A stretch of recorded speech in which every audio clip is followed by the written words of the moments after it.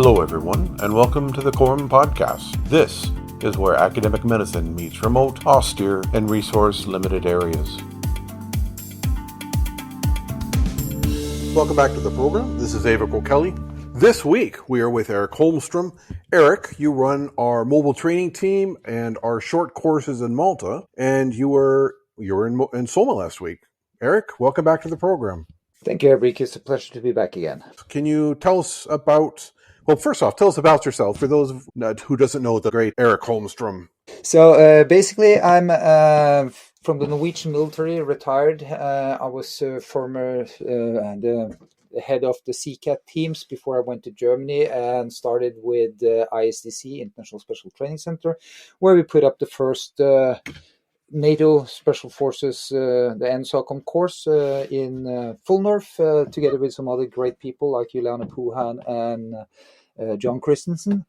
After that, I was approached by you guys, and you wanted me to be lead for some of the short courses in Malta, which I really appreciated and accepted.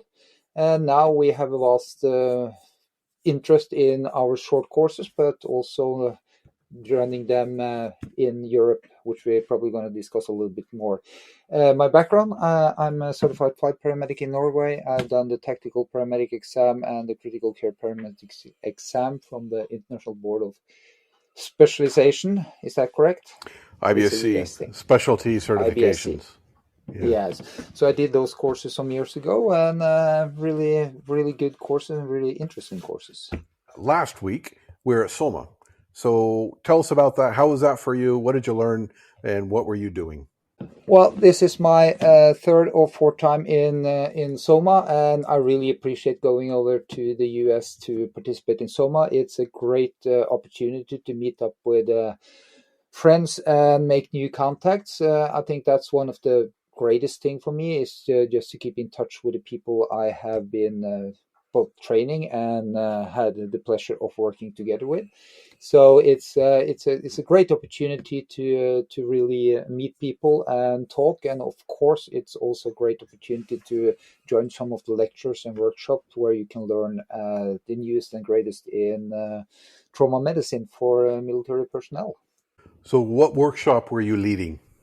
So I was asked by John Clark and you to come down and help you out with the tactical paramedic review and the exam. So I was sitting in and answering questions for the people who had the first, what should I call it, just a short introduction or a short review of tactical paramedic, which they went through. And then the people sat in and did the exam, which I think was a great success. I talked to some of the people afterwards, and they thought it was a pretty hard exam, but it was fair, and it was a great exam. So I think most of the people passed it, actually.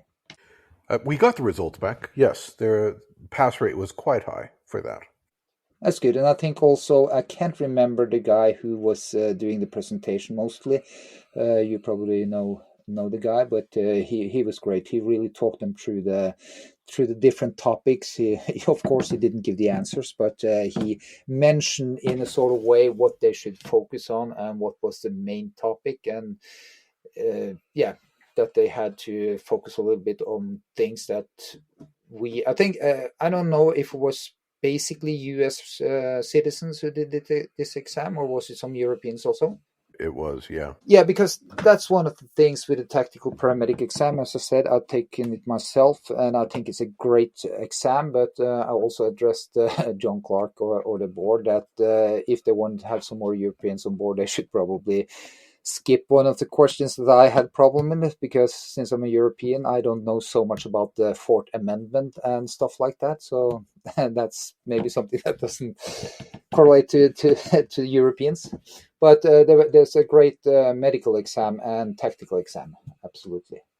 So each year we run this at SOMA, and we're getting more and more for each year as they come in and take any of the IBSC exams. But we do bring in a cop, a law enforcement officer, to kind of review some of the law enforcement things that a 68 Whiskey 18 Delta won't have not like search and seizure and the Fourth Amendment, things like that. And I haven't been a cop in 35 years, so it's not really justified for me to sit in front of these people and give them this information. So we are bringing in currently sworn officers to cover some of those things that the military doesn't cover. Yeah, and I think that will be maybe the same for us Europeans, because I think the medicine that's the same all over the world, or in Europe or in the US. But there is those specific things that goes for your US people, and bringing in a US police officer is absolutely vital for the people who's taking the exam. Yeah, and we'll run that again next year as well. Yeah, absolutely. And what I'm hoping for myself is that I know that IBSC also put out, I think it was last year or 2 years ago, started with the Wilderness Paramedic exam. So we're talking about, John Clark and I are talking about the option of running a tactical medic review again and just focus on the TPC, but have a separate and additional workshop that just focuses on the WPC. So we're discussing the option of running the WPC as well. Yeah, because I think that will also be very interesting for a lot of people also outside the US, because wilderness medicine is really something that I know in Europe people are very interested in. So that might be, and we have a lot of Europeans coming over to SOMA. We do. And I was on the subject matter expert board for designing the WPC, and I kept trying to push a bit more of the European African perspective on the exam. So I'm hoping that people would find a WPC exam useful, even if they are not American working in America for Americans. Yeah, I think that will be a great idea, and I hope that will happen. I will certainly sit into that exam if I have the opportunity next year. And last week, you were also spending a couple days on our exhibition table. How did that go? I think it went great. We had a lot of people coming and talking to us, and a lot of questions regarding our master program and our bachelor program, because I think those are absolutely genius. I was lucky to be with Tom Allison and his wife. So Tom is, of course, the guy who's running the bachelor program for us. And I think a lot of the people coming out, like 68 Whiskies, 18 Deltas, that need a more civilian certification, the bachelor program that we are running is absolutely one of the great thing. And the good thing about it is if you take a full-time, because of course these bachelor and master programs are mostly online with some practical attendance in Malta. But I think that it's more how should I put it? It's more easy for them to take it, to combine it with a job, because you can study more at your own pace, but you will still have the full support from the faculty of Quorum. And the price is a lot cheaper than doing full-time in a fixed location. That's my opinion. A lot of people asked me about this bachelor and master program, so I think we will have more people coming into that. Indeed. And Eric, here in Europe, you are running our MTT, which is mobile training teams, and you run our short courses in Malta. Tell us a bit about that. What precisely is your job for the college? Well, so basically, I am in charge of the administration and also some of the teaching down in Malta. So Malta, we are running 4-5 different courses now. We are running APUS course, which is one of our most popular short courses. It's a 2-day Austere and prehospital ultrasound course. We see that more and more people are coming from all over the world to do that ultrasound course, because I think ultrasound is something that now is more out there. I think more and more people are using ultrasound in the pre-hospital settings. And we are also running TTEMS, the Tropical Travel and Expeditionary Medicine, which also is quite popular. Last time I think we had 14 people actually on that one in our classroom down in Malta. We are also running ICARE, which is intensive care for austere environments, which also is a lot of doctors actually coming to that one. There are people who is mostly working in hospitals, nurses and doctors, and some paramedics. But the thing is that when you've been working in a hospital as a doctor, and then you want to go to Africa or to some remote location where the only equipment you have is what you have in your backpack or maybe in your truck, and you don't have all the support like X-rays and labs and all that stuff, that will be a new experience for them. And they are coming to our courses in Malta to do the more austere training, and the feedback we're getting is quite good. So these 3 courses, plus we're also running AEC course for SMS, Specialized Medical Standards, which is developed by Sean Keenan and his guys. That's also getting a little bit, it's getting a momentum now. It's a pretty new course, but I think that course will really be a good benefit for people who wants to have, that's a 4-day course, have some skills that, what did Sean say, Aebhric, was it treating a patient for a longer time than you want to in a place where you don't want to be? I think not probably his correct quote, but something like that. And that course is great. The AEC course is more working in a remote location with no equipment, since ICARE is more taking it one step further with more fixed equipment, like a little bit more ventilators, a little bit more. We have some Eichstatt or what's the other one?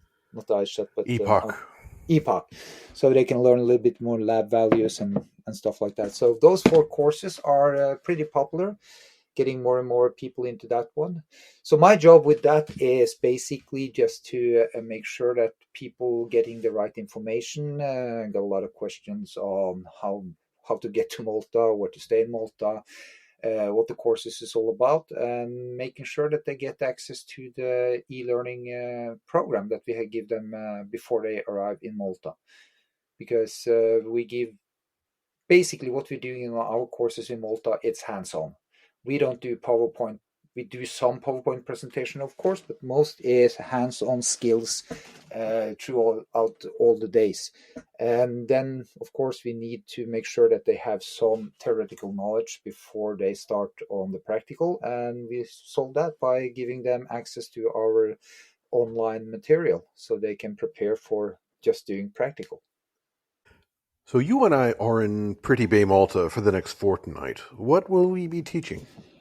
Well, we're starting up on Monday with a 4-day AEC course, which is going to take place in our classroom and our location down in Malta. That's just, they have already done hopefully they have done the e-learning version. And then we're going to do some skill stations, some advanced skill stations.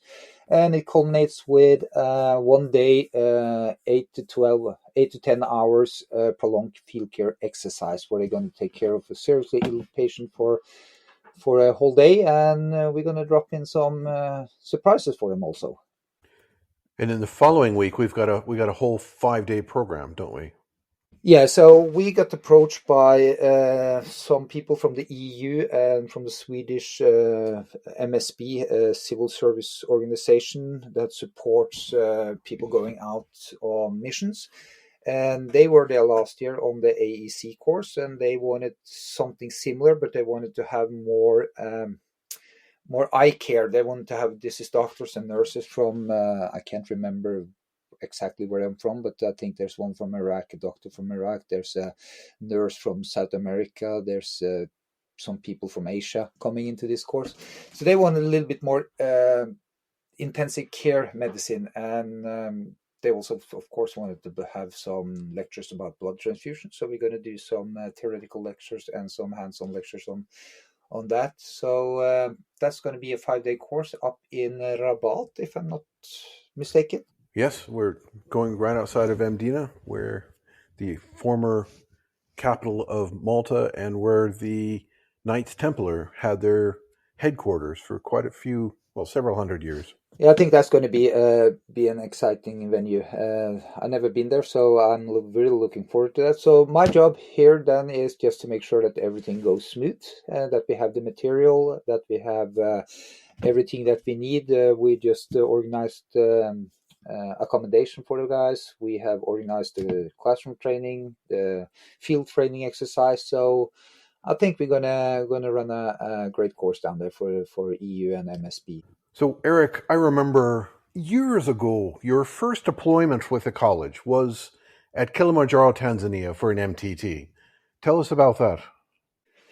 Well, that was exciting. It was my first trip to Africa, and luckily, I would say that I was pretty new to the college, and I wasn't quite sure. Of course, I've seen your tropical travel and expeditionary medicine, which you done for the NATO SAF in SOCOM, the SOCOM students we had in Fulldorf.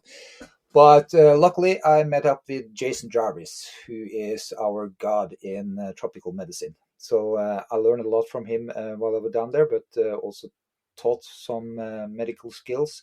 And Africa, Kilimanjaro, I want to go back. That's just a beautiful place. The bottom in Moshi, the big city that's in the start of Kilimanjaro.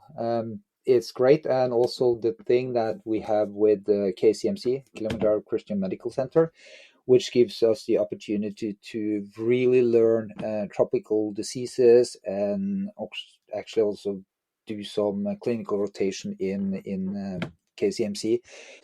That is absolutely, if somebody wants to do the bachelor program, which then I think it's 8 weeks in Kilimanjaro, 8 weeks.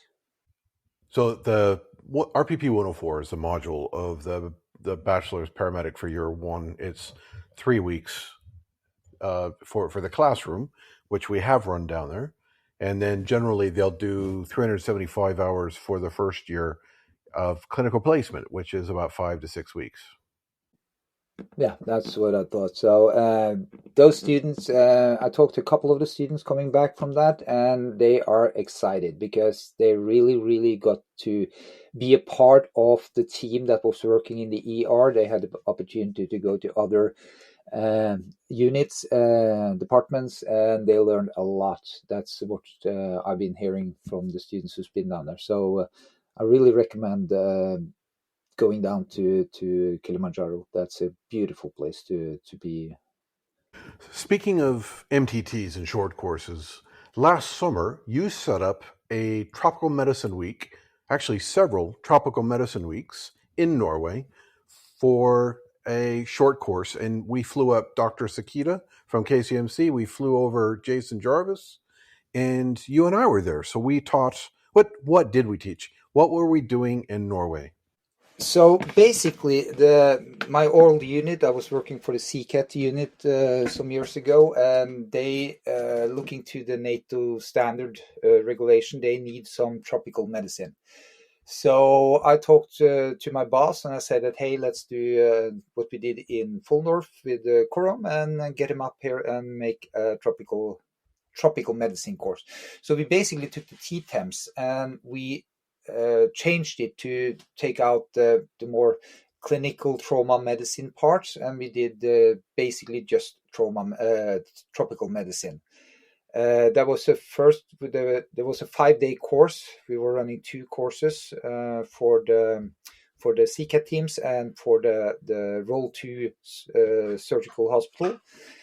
And what we didn't know was that in Norway we have what we call a red days where nobody works, and one of the weeks was a red day. So we did a 4-day course. So we took a 5-day course down to a 4-day course, and that was pretty hard. So the students learned a lot, but were a little bit overwhelmed. On the next course, which we had all 5 days, I think they were more pleased, and that was more like the thing, more like they learned a little bit more. I think they were not so exhausted. But the course, the feedback I got was the knowledge of Jason, yourself, and Francis was enormous. They were just when Jason started talking about malaria and life cycles and all the VBs and all that stuff, they were just blown away. We actually had one woman who, with one of the videos removing some nasty beats from a dog, had to go out because were pretty visual videos that Jason presented for that one. So that was tropical medicine. Plus, you get him and a whiteboard, and you'll have 3 weeks of really in-depth training. We had to give him right enough limits on how long he's allowed near a whiteboard without any time hacks. Yeah, I was sitting in the background and trying to keep time because, as we said, especially on the 4-day course, we had to extend the hours and teaching tropical medicine, trying to put in what you and I did with diploma in tropical medicine with in London School of Tropical Medicine and Nursing. Putting that into a 4-day, that was pretty tough. But Jason, I think he actually pulled it off. So in July, we are going to a pretty special MTT. Tell us about our trip to Ukraine. So last year we had some of the Ukraine medics in Malta on one of our courses. There was the AEC course basically, and they really liked it. So this is a cooperation with the MSB, the Swedish Civil Service, and EU. And now the unit that we are going to teach, they wanted us to come down and do ICARE course, intensive care course for them. That they picked out some guys that going to be instructors. So basically, the first week we are going to teach them ICARE course, and then the week after we're going to sit back and we're going to let the instructor candidates teach an ICARE course. So it's basically like a train the trainer MTT that we're doing in Ukraine. And I think it's going to be you, me, and John Quinn that's going down there for now. And I'm just finalizing the planning. The schedule is ready, and we just have to plan our trip down there. I'm eager to get back. I haven't been back in a few years, and it will be fantastic to be back into that amazing and very beautiful country. Yeah, absolutely. I've never been there, so this is going to be my first trip. And of course, there's special circumstances down there now, as everybody know. But hopefully, we will be able to get in there, teach. I think it's 12, 15 medics that's going to be taught to be instructor for ICARE. And hopefully they will then teach the next class and goes from there, and more people, because in Ukraine now they have a lot of people teaching the march and the first aid programs. There's a lot of companies doing that, but what we've heard and what I've noticed is that because I know the CCAT teams, the Norwegian CCAT teams that's flying a lot of the Ukraine patients from Rzeszowa in Poland to different hospitals in Europe to relieve the Ukrainian hospital. And they are saying that some of the biggest problem now are, for example, tourniquets. There's a lot of, I won't call it misuse of tourniquets, because I fully understand when you're in the front line, you're under attack and you have a person who is hit and you see the blood, you put on a tourniquet because you don't have the time to strip him down and find out if it's a massive bleeding. So I totally agree that put the tourniquet on. The thing is that the tourniquet stays in place and often too long, even though it wasn't necessary with the tourniquets. So the downgrading and the converting of tourniquets is something that we need to focus more on, because the reports I'm getting from the CCAT teams is that quite a few people that they're picking up actually has amputation due to tourniquet. I had a instructor with me in Malta who is a frontline medic, and she said that she picked up a patient that's been lying in the trenches for 5-6 days with a tourniquet on, and we both know how that's going to end up. So that's one of the things we need to go focus a little bit more on: the prolonged field care, the intensive care medicine, and starting to teach them. They are doing a great job. Don't misunderstand me, but they need also to have the mindset of, if I put a tourniquet on, I need also to focus on that within the next 2 hours. Indeed, and there was a lot of talk on that last week at SOMA as well. As you probably know, I'm also involved in a company called Medic Tool, which we now are having some conversation with some military units in Europe to implement. And the good thing with that one, it's actually used in Ukraine now. I think it's 600 medics who's downloaded the Medic tool. The good thing with Medic tool is documentation, and also that it has alarms for tourniquet and TXA and sepsis. So if you put in the right timing on a tourniquet, the app will actually give you the alarm that, hey, you have to look and follow up on that tourniquet you put on for 2 hours ago. So you're going to implement that app into our training in Ukraine? Yeah, I'm going to give them the option for it to go through that app because everybody uses cell phones now, and actually this app is translated into Ukraine, so it's in their own language. And if we can teach them good enough to use that app, then they might be able to actually downgrade or convert some of the tourniquets that they might have forgotten. So I saw this in Ukraine. Remind me, doesn't the app give you a warning at the 2-hour window? Yeah. So if you put a tourniquet on and then you go into the app and you register because basically it's a digital T-TRIC card with also the option for prolonged field care, where you can put in a lot more information like urine output and nursing schedule and nursing care and all these other procedures, because there's a lot of prolonged field care going on in Ukraine. You're not evac within the golden hour. That's something we all know. So it will give you the TXA warning. So if you have put in that he has a big injury, and you haven't given TXA, you haven't put in that you're giving TXA, it will give you the warning. If you put on a tourniquet, then it will within 2 hours give you a warning on the app that, hey, tourniquet time for conversion or downgrading. And hopefully that will give them a tool that can help them actually be reminded and start thinking about it. Eric, what I would see a fantastic study of like a pre-post study on our guys that we're going to be seeing in Ukraine, where was like, here is a Delphi study. Here's a form to fill out on your clinical practice up to this point, and let's give you the educational intervention, which is our ICARE course / the introduction to the app, and then have another in 6 months or 3 months, and then 6 months have another Delphi form to fill out that they've used our training in ICARE for 3 months, 6 months, but they've also used your Medic tool. It would be really fascinating to see. We would see the increase of tourniquet conversion at the 2-hour window. Yeah, that will be a great study, because what I think is that even though we know we should write the time on the tourniquets, based on my experience, there's not everybody who remember to do that in a stressful situation. But if you have to put it in this Medic tool, because this will also allow you to send the T-TRIC card digital to the next echelon of care, and then they will have the information that they need, because it will automatically pop up on the next echelon of care that, hey, the tourniquet was put on 2 hours ago. So that's a great idea, Aebhric. Maybe we should do that.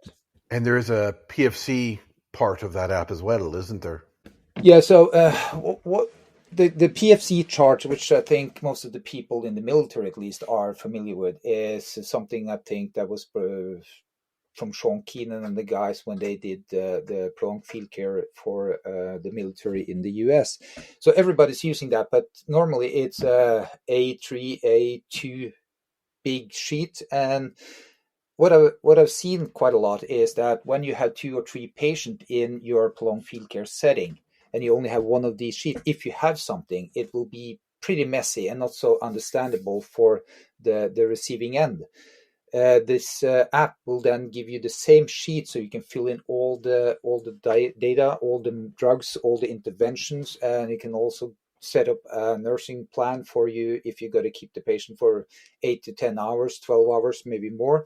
So it will remind you on, for example, okay, every 30 minutes, take a blood pressure, you'll get the notification. Every 2 hours, make sure that you check the urine output, make sure that you massage the patient so he doesn't get more bed sores and stuff like that. So I think that this will maybe improve the possibility of documentation, because my biggest take on this is the documentation that will be sent forward to the hospital, to the role 2, and also remind that if they have this app, they can actually send the prolonged field care and the T-TRIC card to the doctor. If they have telemedicine, they can send that to the doctor, and he can see the vital trending, not only numbers, what is the first number, what is the last number, but he will see the trending, and you can also see, okay, they gave him some drugs at that point of time, and I see these vitals goes this and that way.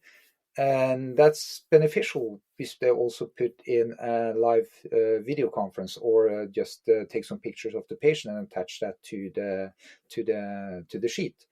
So I think because what we investigated was that in the U.S. military, they've done some research from Iraq and Afghanistan. And one of the research that I read was that 92% of the casualty arriving at final destination had no information on the treatment from the point of injury, and a couple of echelons back, because the T-TRIC card, we know, be honest, it gets lost or it's not readable in many cases.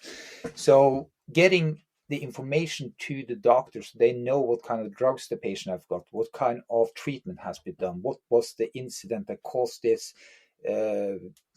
patient to be in this situation.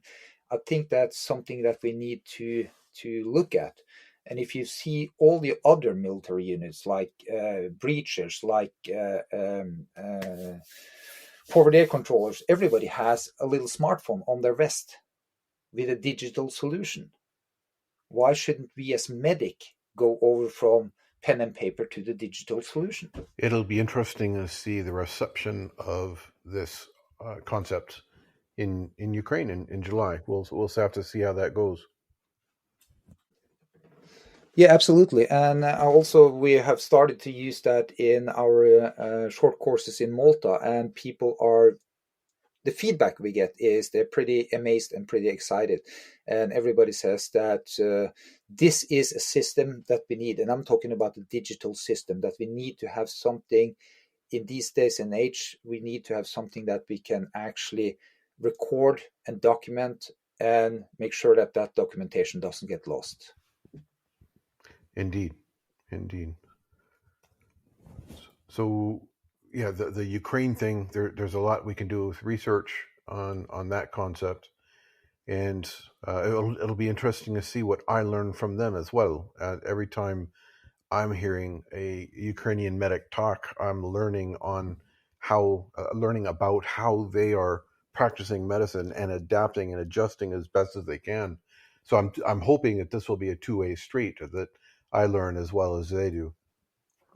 Yeah, of course, because last 2 weeks ago, we had this frontline medic helping us out, Kate, and she had the presentation. She's been working 2 years in the front lines, and she had the presentation, the same, I think it was the same presentation that we saw in CMC last year. But anyway, the presentation gave me an eye-opener. We've been working when I was in the Norwegian military, and also when we were working in ISTC, we were training people to take care of the patient on the point of injury.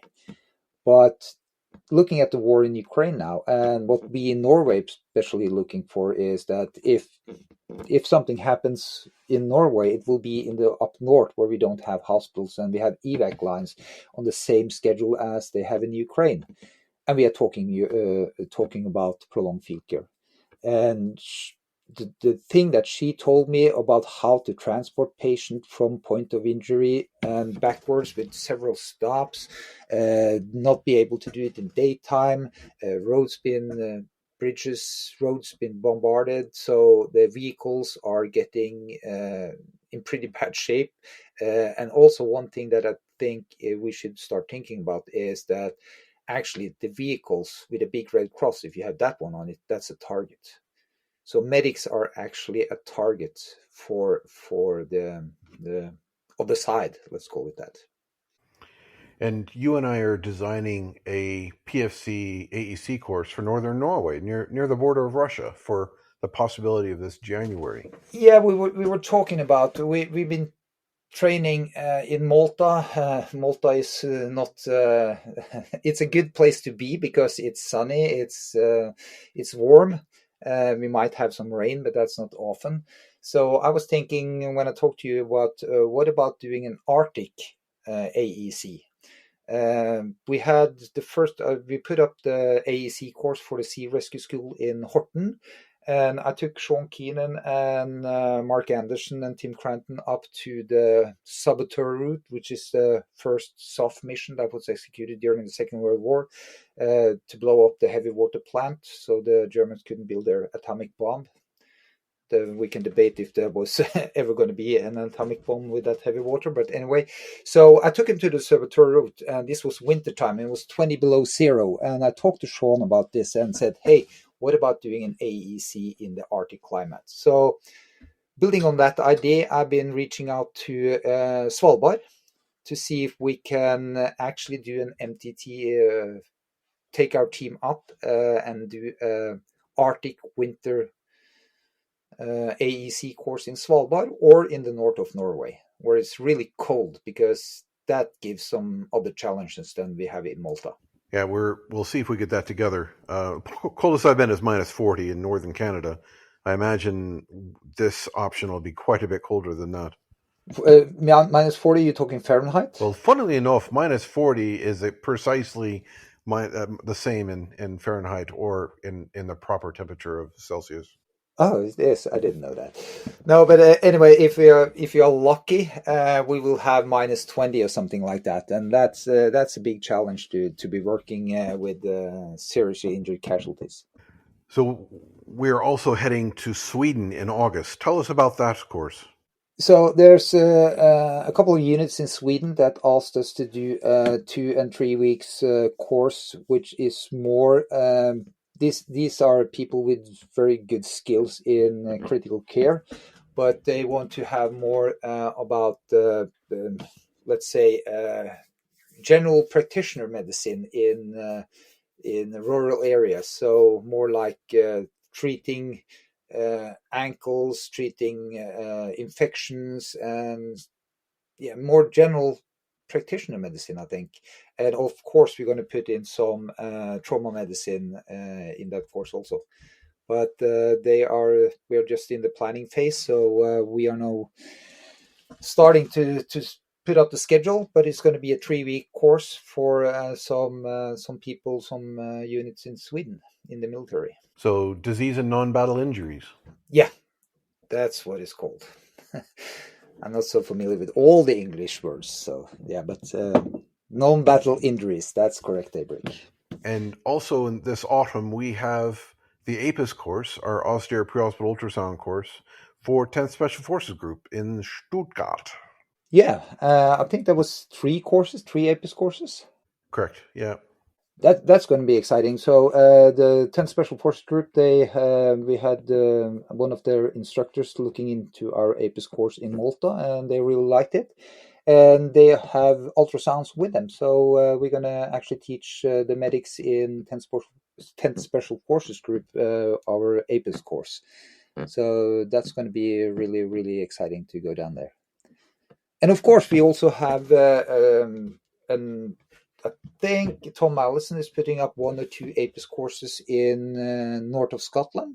Yes, that's right. And I'm putting up 2 APIS courses in Norway in September, which we actually got approved by the European Doctors Union, and pending, hopefully next week, we will have a reply from the Norwegian Doctors Union that is going to be approved as credits for the Norwegian Doctor Unit also. So, Eric, as director of the MTT, what's your long-term plan for the college with MTT and short courses? So, talking first about Malta, it's getting a good quality course. I'm looking into making sure that we have all the TLOs, all the practical training and everything set up. So all the instructors, my first plan is to get all the instructors on board so we teach the same thing for every courses. We are pretty much there now, but we also need to have a look more into the depth, and of course getting everything approved as it is now by CAPC and European Doctors Union, and is there other? Yeah, and the Wilderness Medical Society. So my plan is to get all the courses approved by those three entities. Also market it a little bit more in Europe, and see how we can make sure that people in Europe see that these courses are actually valid for Europeans. Basically, what we have now is mostly people from Africa, Asia, South America, and North America. In Canada, we have actually 3 paramedics from Canada on our last courses. For the MTTs, it's to make sure that we can build a good, solid foundation for the courses, so we can actually have a foundation where people want to have 1 or 2 week courses, and we have special, how shall I put it? We have, so you can pick and choose, basically. So we can teach tropical medicine, we can teach trauma medicine, we can teach non-combative injuries, and they can actually pick what they want to focus on, and we can go over and teach what they want. It's going to be like off-the-shelf courses, but of course we will also have the possibility. So if an entity comes and say, "Hey, I want 1 week course and I want these and these topics," we will customize it to those clients. Eric, my final question for you is this. What advice do you have for the new paramedic, the new nurse, new doctor interested in working in austere environments? Well, the thing I've learned through these, I think it's 2 years I've been working for you guys, is that the biggest takeaway that people tell me after they went through some of our courses is that most of the people come from the more civilized places, like they have an ambulance, they have a hospital 30 minutes, 60 minutes away, and they have all the equipment basically all the equipment they need. They have good comms, they can talk to doctors. The takeaway is, going through our courses, you will learn improvised medicine. You will learn how to manage a critically ill patient out of your backpack. That's what we are aiming for, and that's what I want to bring out there, that these courses is not PowerPoint lectures dead by PowerPoint, but it's hands-on skill with the minimal equipment that you have. That's a lot of our content. I mean, every lecture that we have, we try to introduce evidence-based improvised medicine as much as we can. And the workshop from SOMA was so successful, it sold out quite quickly, that next year we're going to expand it a bit. So we'll do more on improvised medicine. Your advice is very good there, brother.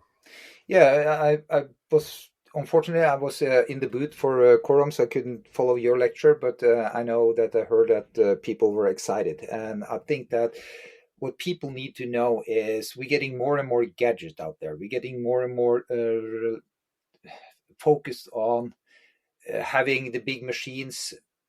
But think about, that's good if you are in a civilized world, but if you go into the jungle, if you're going on in the desert, you cannot bring all that stuff with you, and you need to take care of the patient no matter what. So you need to know how to improvise, and what to look for, and how to manage the patient without the equipment.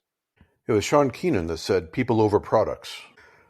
I see austere medicine as using technology. It's not sticks and rocks and bandages and that's it. Austere medicine is using the best evidence-based products out there that can stand up to the rigors of austere medicine. So we're not saying that no technology is what we're going for. We're just trying to lighten, as you say, lighten the load, lighten the backpack for the guy on the ground in an austere environment, austere ICU, and giving him the absolute best options available to treat a casualty in his ICU. Yeah, and that's actually what I'm thinking also, because we carry pulse ox, some of us carry EMMAs and stuff like that. So some electronic equipment is actually necessary, and if they can be very small, very lightweight, it's absolutely an add-on to have a better overview of the patient. Eric, it's great to get you on our podcast again. I really appreciate all the things you're doing for the college. I'm really happy to be working with you guys, and I'll see you in Sunday or Monday in Malta. This has been a presentation from the College of Remote and Offshore Medicine. If you would like to earn CPD credits for this podcast, you can join the Council of Members. Being a member of the college gives you free CPD credit, free access to our virtual field guide, and discounts on our e-learning courses. You can join the team on our college website at quorum.edu.mt.